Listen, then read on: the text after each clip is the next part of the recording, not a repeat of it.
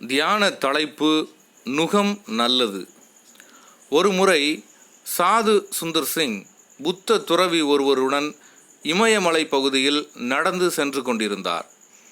அவர்கள் பயணத்தை ஆரம்பிக்கும் போதே பிற்பகல் ஆகிவிட்டபடியால் இருட்டுவதற்கு முன்பு மடத்திற்கு போய் சேர்ந்து விட வேண்டும், இல்லாவிட்டால் கடும் பனியில் நாம் மாட்டிக்கொண்டு உறைந்து போவோம் என்று புத்த துறவி சாது சுந்தர் சிங்கை எச்சரித்தார்.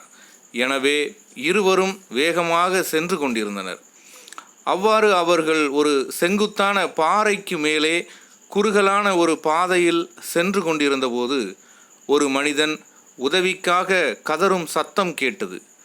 புத்த துறவி சுந்தர் சிங்கை பார்த்து, அந்த மனிதனுக்கு உதவி செய்வதற்காக நம் பயணத்தை நிறுத்தினால் நாம் நிச்சயமாக பனியில் மாட்டிக்கொண்டு உறைந்து போவோம் என்றார். ஆனால் சாது சுந்தர் சிங்கோ இல்லை, அந்த மனிதனுக்கு உதவி செய்வதற்காகத்தான் தேவன் என்னை இந்நேரம் இங்கு கொண்டு வந்திருக்கிறார். எனவே நான் அவசியம் அவனுக்கு உதவி செய்ய வேண்டும் என்றார். ஆனால் அந்த புத்த துறவியோ நிற்காமல் வேகமாக நடக்க ஆரம்பித்தார். சாது சுந்தர் சிங் அந்த செங்குத்து பாறையில் அழுகுரல் கேட்ட திசையை நோக்கி கீழே இறங்கினார். அங்கே ஒரு மனிதன் மலையில் ஏறி செல்லும்போது கால் தவறி கீழே விழுந்து கிடந்தான். அவன் கால் எலும்பு முறிந்திருந்தது. வேதனையில் கதறி கொண்டிருந்தான். சாது சுந்தர் சிங் தான் வைத்திருந்த கம்பளியை எடுத்து தொட்டில் போல செய்து அதில் அவனை கிடத்தி பின்பு தன் முதுகில் அவனை வைத்து சுமந்து கொண்டு செங்குத்தான பாறையில் ஏற ஆரம்பித்தார்.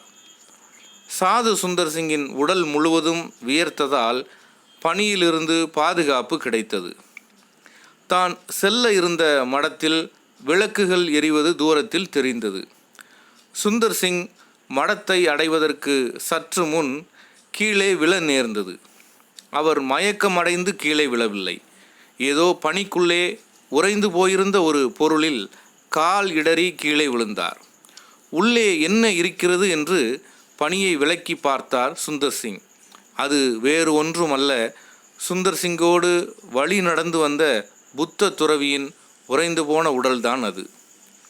சில வருடங்கள் கழித்து சாது சுந்தர் சிங்கின் மாணவன் ஒருவன் வாழ்க்கையில் மிகவும் கஷ்டமான காரியம் எது என்று கேட்டான்.